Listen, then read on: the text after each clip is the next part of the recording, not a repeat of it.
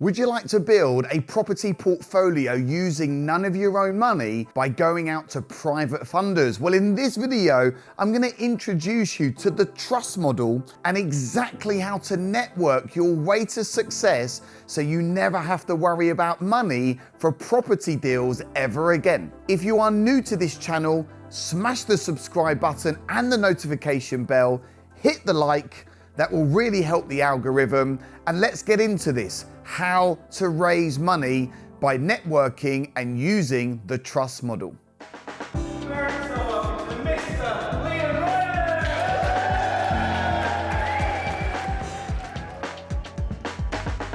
This is what investors are looking for. They want to have a good understanding of what the terms are to the deal. How long are they going to be invested? Who is going to do what? What is the roles and responsibilities? They're going to want to know, and you've got to be clear, what is their return? Are they doing a 50-50 JV? Are you offering a fixed rate return? You know, what is the return that you're going to offer the investor? And you need to go into your consultations with your investors very clear with what you're offering. If you go in with too many options, you're going to lose the deal. If you don't go in with confidence, you're going to lose the deal. There's got to be a good understanding between you and the investor. The investors are going to want to understand how the process works from start to finish. Once they understand this, it's like a big tick. It's like, okay, you've explained it to me well. I understand who's involved. I understand the power team. I understand the types of deals you're looking at. I understand the area. I understand how my investment's going to work, how it's going to mature. So the more you can explain it in simple layman terms. You don't need to overcomplicate it with investors. Just keep it very simple. Remember, the investors want to feel like they trust you. The investors want to feel comfortable dealing with you. So you have to come across with some confidence, yeah? You know, you've got to have a bit of conviction. You've got to make the investors feel comfortable. And you do that through following this. Security. Maybe the investors want to know what sort of security is involved. And I've explained in previous videos that normally on a loan agreement, there's no security, but hey, you could sometimes give a personal guarantee. You could, if you need to, give first or second charge or an RX1. If you're doing a 50-50 JV, then the security is in the piece of land or the building or the house that you are buying. But investors are going to want to know that their funds, how are their funds secured, if they're secured or not secured. And in many cases, I say to investors, look, I wouldn't do anything with your money that I wouldn't do with my own. You're in safe hands. We've got a good reputation. Okay, we've also got skin in the game. And ultimately, trust is really, really important. How do you build that trust? You build the trust through what we call touch points, through connection, through being yourself. Follow this trust model. Be thinking, right, what are the terms for this deal? What's the return I can pay out? Let me make sure the client, the investor, fully understands the process. Is there or is there not any type of security? But hey, even when it comes to security, the fact that they're investing in you or me, that gives people peace of mind because you are good at what you do. So we're going to look at what is and the power of networking, how to develop your 60-second elevator pitch, where to network and find JV partners, and ultimately how to network your way to success. And I'm going to be sharing with you some really good key KPIs that you need to be following in order to build up your network. You know, I've been investing for many years now. I've been networking for many years. I love making new connections. You just don't know who you're talking to. You just don't know where that first deal or that first investor is going to come from. So let's have a look at networking. Networking is a supportive system of sharing information and services among individuals and groups having a common interest.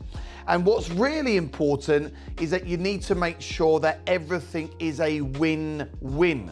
You want to be seeing where can both parties add the value, okay? And typically when you go to a networking event, you are sharing a common interest. You want to learn about investing. You want to learn about property. You want to get your money working for you. Maybe you're at a charity event, so you've got some common interest. And what I find is really important with investors when you're networking, you want to get to know that person as best as you possibly can. So let me share with you some KPIs that I want you to follow moving forward. Number one, I want you to attend one networking event per week, just one. It's really not that difficult. If you are like truly committed to this, you can get your backside to a networking event once a week. You can go in the morning before you start work. You can go in the evening when you finish work. You can even go and do it at the weekends. And you also get online networking events where if you really can't make it out, then you can join an online networking event as well. Now, this may mean that you have to make a few sacrifices, right? You may have to stop watching EastEnders, stop meeting your mates down the pub once a week. But hey, you are committed, correct? You are committed at doing whatever it takes. So get yourself to one networking event a week. Number two, attend a mixture of property and business type networking events. You've got entrepreneur events, you've got charity events. Any type of gathering where there's people is an opportunity for you to go and tell people who you are and what you do. Now, when you're at this event, I want you to make a point of introducing yourself to 5 new people. I see a couple of people at events from time to time, they hand out all their business cards to like 30, 40, 50 people. That's annoying, it's not effective, and it's not gonna get you anywhere. I prefer quality over quantity. And typically a networking event is going to be around 2 to 3 hours. And when I go networking, I pretty much, where possible, I make sure I'm the first person there so I can meet people as they're coming into the networking event and have your teas and coffees and your little sweets on the side and really get to know people. You then normally got the event itself, which is maybe 90 minutes to 2 hours, and then you'll always have time at the end to go and meet people in the bar and get a bite to eat. So try and maximize the entire time that you have available at a networking event. Like, you know, if you just go in and go out and you don't speak to anyone, well, that's not really effective. So during your 1, 2, 3 hours, make a point of making 5 new connections and exchange business cards. But what's more important is to book in 2 coffees with 2 new people while you're at the event. Okay, this is important. Do you have any idea how you book in a coffee? Hey, just have a think. How do you book in a coffee, right? Yeah, you've got it. You just ask. So if I'm speaking to someone at a networking event, I might say to them, hey, look, you know, this has been a really good conversation. I definitely feel there's some synergy there between us. I definitely feel I can help you. It would be lovely to meet at some point in the next week or 2. Hey, would you fancy coming for a coffee? Yeah, the chances of them saying no is very slim, okay? And if they say no, then they're not the sort of person you want to have a coffee with anyway, right? The chances are they're going to say, yeah, I'd love to have a coffee. And what you do is you say, great, hey, get your phone out now. And literally I say, get your phone out, and I get my phone out. And you know, initially I said like 1 or 2 weeks, right? What I want to do is I want to get that coffee booked in as quickly as possible. So I might say, yeah, let me just look in my calendar. Hey, actually, John, I've got a couple of slots free in the next couple of days. Hey, when's good for you? Tuesday or Wednesday? Wednesday's good for me, Liam. Great. Morning or afternoon? I can do morning. 10 or 11? 10 o'clock. Starbucks or Costa Coffee? Starbucks. Great, John. I'll see you Wednesday, 10 o'clock at Starbucks. That's how you book the coffees in. It's really important because the magic happens over the coffee, and then what you do is you follow up the morning after with an email and or a phone call with the 5 new contacts you had. Now imagine this. You go to one networking event per week for the next 8 weeks. How many new contacts are you gonna make? You're gonna make 40 new contacts. That's 40 people in your database that you can call and email out really good content. From those 40 people, you would have booked in 16 coffees. Now look, if you go and have 16 coffees with like-minded people that you've met at a networking event, do you think you're gonna raise a bit of joint venture finance? Of course you will. The problem is, people don't have the coffees. They just collect all the business cards. The business cards go home, it goes in the top drawer, and they just gather dust, okay?